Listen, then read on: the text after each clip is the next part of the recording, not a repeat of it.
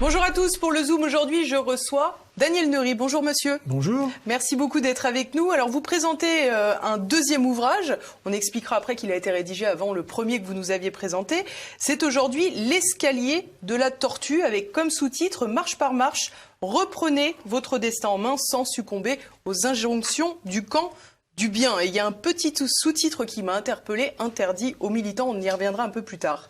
Alors au fil de quelques 180 pages, vous proposez une réflexion, d'ailleurs vous marquez que c'est une réflexion sur le pouvoir individuel, la souveraineté dont on parle toujours à l'échelle nationale, voire à l'échelle européenne. Vous la replacez à l'échelle individuelle, de l'indépendance également, et en même temps ce n'est pas un éloge de l'individualisme, loin s'en faut, c'est plutôt une incitation à la responsabilité individuelle. Oui, exactement. C'est-à-dire que, en résumé, le livre, c'est ne rien attendre des autres, surtout pas des syndicats ni des partis politiques, c'est s'occuper de ses affaires en responsabilité individuelle, surtout sans chercher des excuses, et puis en complément de dire que la meilleure façon de changer le monde, c'est de se changer soi-même. Donc c'est effectivement commencer par soi avant d'aller militer quelque part pour des causes lointaines sans beaucoup de résultats. Alors vous touchez un peu les espoirs de ceux qui veulent changer le monde puisque vous expliquez que finalement on profite déjà d'une telle tradition, d'une telle civilisation qui est derrière nous qu'il ne nous suffira pas d'une vie pour réussir à faire aussi bien. Ben oui, exactement. On bénéficie de toutes les inventions qui ont lieu, tous les monuments, tous les arts, avec la peinture, la sculpture, le cinéma, tout ça, on arrive en naissant, tout ça est déjà là. Et qu'est-ce qu'on va apporter durant toute sa vie? C'est une petite contribution, toute petite, mais par rapport à tout ce qu'on soit, en fait, nous sommes tous des héritiers. C'est ça qu'il faut comprendre. Alors, donc, il faut remercier pour ça, avoir une certaine forme de gratitude. Voilà. Alors, ce qui est amusant, c'est que ce texte, vous l'avez écrit il y a 27 ans. Qu'est-ce qui a motivé sa publication aujourd'hui, en 2021 ? D'abord, puisque j'ai écrit ça en 92 jusqu'à juillet 94. Et puis, donc, je sentais que c'était pas le moment pour moi de le publier. En fait, j'étais une période de chômage, donc je cherchais du travail. Et donc, je sentais que c'était un peu en opposition, peut-être, avec une entreprise. Bon, finalement, je me suis mis en accord avec ce que j'avais écrit, puisque je me suis mis à mon compte, j'ai créé mon entreprise, etc. Et puis, suite au livre de l'an dernier, Des bourgs à l'hôpital, je me suis dit, j'ai encore 2 autres livres à sortir. Et j'en ai un autre qui sortira donc en 2022, mais qui demandait un peu plus de travail. Donc, j'ai pris celui-ci, qui demandait un peu moins de travail. J'ai rajouté une introduction et un addendum pour faire la correspondance avec 2021. Donc, il y a 98% du livre qui correspond à ce que j'ai déjà écrit en 92-94. Et puis, le livre a été publié. Et puis, je pense que c'est également le moment pour qu'il apparaisse, quoi. Ça correspond à des préoccupations du moment. Alors justement, vous expliquez à plusieurs reprises dans ce livre que finalement le collectif sert souvent à se décharger de cette fameuse responsabilité individuelle. Oui, parce qu'on vous explique, oui, vous n'y arrivez pas, vous êtes un défavorisé, un déshérité, venez avec nous, viens avec nous camarade, on va t'aider à t'en sortir. Puis en fait, on s'en sort pas plus. Donc au contraire, même le discours de ce genre, que ce soit les partis ou les syndicats, c'est plus tu seras faible, plus tu seras mon client. Puisqu'on va vous éviter de reprendre votre autonomie, de réussir. C'est pas du tout un discours d'entrepreneuriat ou d'entreprenant ou d'entrepreneur. Et puis vous tordez le cou aussi une forme de déterminisme social où il faudrait s'enferrer dans l'inné alors que chacun doit essayer justement de tirer le meilleur de soi-même. Oui, parce qu'effectivement, c'est ce que je viens déjà de dire. L'inné, vous êtes né dans un quartier défavorisé, une famille défavorisée, vous êtes des déshérités, vous n'avez aucune chance de vous en sortir, ne cherchez pas à vous en sortir par vous-même. Donc ça va à l'inverse de tout ce qui existait avant, notamment sur la méritocratie, où on encourageait les gens à s'en sortir par eux-mêmes. Là, de toute façon, la méritocratie, on l'a supprimée dans les études, c'est fini, tout le monde a le bac, et donc on revient à quoi? C'est le milieu social qui fait la différence. Donc au lieu de montrer que la méritocratie servait justement à des gens qui étaient dans le milieu plus pauvres, on va dire, de s'en sortir par eux-mêmes, non, au contraire, on les a rabassés. Alors ce qui est assez amusant, c'est que vous mettez en parallèle finalement une forme de déresponsabilisation individuelle au prétexte de ce collectif dont nous venons de parler, mais en même temps vous expliquez que les dirigeants, notamment les politiques, eux, ont une logique d'individus bien ficelée. Ah bah moi je pense qu'effectivement les politiques ils ont tous le même programme de mon point de vue, c'est on veut la place.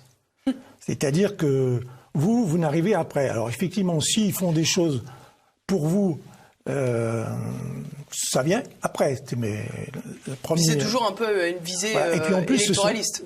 Et en plus ce sont des gens qui ne vivent que de ça. C'est-à-dire qu'ils sont incapables de vivre en dehors de leur milieu politique. Ils sont là pour faire des mandats reconduits. Il y en a, les dernières élections, je ne sais plus, il était à son 5e mandat. Enfin, je veux dire, ils sont complètement déconnectés. Donc, ils ne savent pas ce que c'est que vivre de ses propres ressources, quoi. Alors, certains propos que vous tenez dans ce livre pourraient facilement être associés à une forme de darwinisme social. Vous l'expliquez notamment quand vous parlez de la crise. Vous dites que la crise, finalement, c'est le moment où tout le monde peut innover, tout le monde peut réussir à créer. Mais enfin, il y a toujours des laissés pour compte dans une période de crise. Ah ben oui, c'est sûr. La crise, c'est un accélérateur. Donc, c'est un accélérateur, effectivement, pour ceux qui cherchent par eux-mêmes et qui vont essayer de s'en sortir. Et puis, effectivement, il y en a qui vont plonger de plus en plus. Donc, mais alors, de votre point de vue, qu'est-ce que l'on fait de ces personnes qui n'arrivent pas à s'en sortir dans une période de crise? Est-ce que vous revendiquez une forme de darwinisme social en disant, alors il faut délester ou l'inverse? J'ai une image, pour moi, sur les maîtres nageurs. Donc, il y a 3 types de maîtres nageurs. Il y a le maître nageur sauveteur, le maître nageur professeur. Donc, le sauveteur, il évite aux gens de se noyer. Le maître nageur professeur qui apprend à nager et le maître nageur entraîneur qui entraîne les champions. Donc chacun, en fonction de son vécu, de son ressenti, il peut se positionner. Donc moi, je suis plutôt côté entraîneur, parce que j'ai fait des formations pour les gens qui étaient dans l'entreprise, pour l'efficacité personnelle notamment. J'ai écrit un premier livre d'ailleurs en 2010, qui a été publié chez Vuibert, donc c'est plus efficace sans travailler plus, que les gens retrouveront sur mon site. Alors justement, on a le sentiment aussi que vous êtes assez libéral dans votre approche. Vous dites qu'il faudrait, par exemple, en cas de crise, là encore, pouvoir baisser les salaires plutôt que de délester les entreprises de ses salariés. Autrement dit, baisser les salaires pour limiter le chômage. Alors effectivement, donc ça c'est une réflexion que j'ai eue. Quand une entreprise va mal, un des critères c'est pas un critère, disons, on peut jouer sur la masse salariale. Donc il y a 2 façons de jouer sur la masse salariale. Soit on abaisse la masse salariale, soit on élimine des collaborateurs. Mais aujourd'hui, il est interdit de baisser la masse salariale. Donc qu'est-ce qui se passe? C'est que il y a des gens qui sont virés de l'entreprise, ils tombent aux frais de l'assurance chômage. Et puis, alors que si on avait gardé tout le monde momentanément en diminuant les salaires, peut-être qu'on aurait pu attendre que l'entreprise se retrouve mieux. Et puis mais là, il n'y a pas de. Aujourd'hui, c'est pas accepté, ça. Est-ce que cette vision est très réaliste et très adaptée à l'économie actuelle? Est-ce que votre vision, elle est peut-être applicable dans les petites entreprises, les moyennes entreprises, mais quand on parle de transnationales, dont les salariés vivent dans les 4 coins du globe parce qu'il y a des filiales absolument partout, est-ce que c'est pas un peu utopiste que de penser que... C'est effectivement plus pour les entreprises, plus sur le territoire national, effectivement. Parce qu'au niveau transnational, on voit que les pratiques sont un peu plus carnassières, j'allais dire. Exactement. Et donc, on ne peut pas le réguler.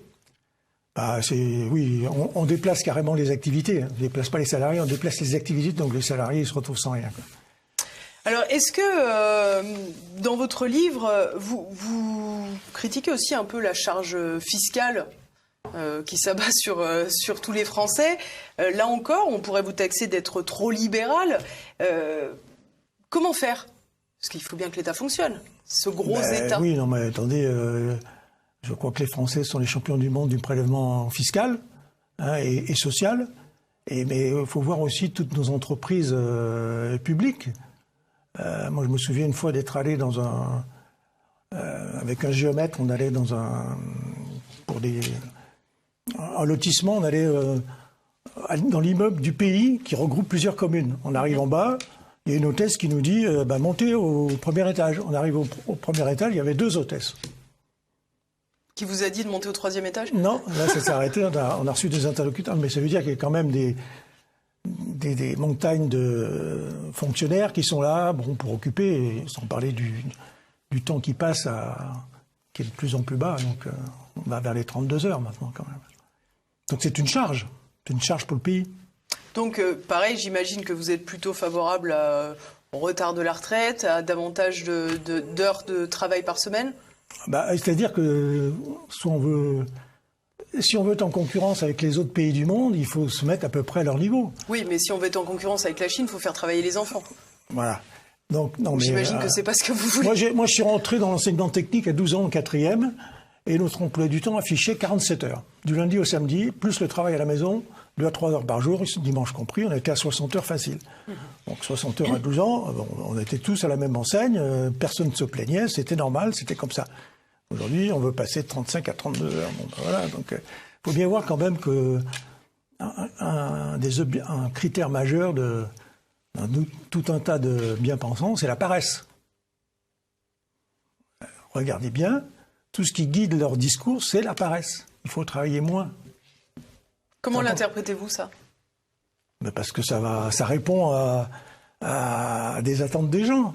On se fait passer pour quelqu'un de bien en disant « bah oui, vous travaillez trop, il faut soulager les gens de leur fardeau ». Donc vous seriez plutôt partisan d'un discours un peu plus virulent en disant aux gens d'aller travailler un peu plus? Non, mais il faut que ce soit, à la limite, qui travaillent 32 heures, mais qui soient payés 32 heures. Hein, on sait bien, quand on est passé aux 35, ils ont continué à être payés 39. Donc ça va pas, là.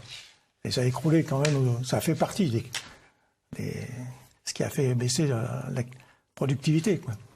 Alors vous écrivez aussi que l'État affaiblit l'organisme nation. Est-ce que vous pouvez expliquer cela? Ben oui, par les impôts. Alors déjà, il y a la nation, c'est l'ensemble des Français, tout ça. L'État, c'est une petite partie. Hein. Et alors, faut voir quand même également que dans les chiffres qu'on nous affiche, il y a des manipulations de chiffres. Quand on dit l'État est en déficit de 4,5% du PIB, c'est du PIB, c'est pas de l'État. Bien sûr. Moi, je vais regarder les chiffres quand même. Hein. L'État, j'ai pris les chiffres de 2019 que j'ai remis dans le livre. Je mis également pas mal de liens pour retrouver les sources. Pour donner les sources aux gens qui n'aient pas à chercher. Les liens sont sur la page d'extension du livre l'escalierdelatourtue.com. Et donc pour 2019, c'est pas 4,5% de déficit de l'État, c'est 45%. C'est un problème de virgule, sans doute. Voilà, donc c'est pas tout à fait la même chose.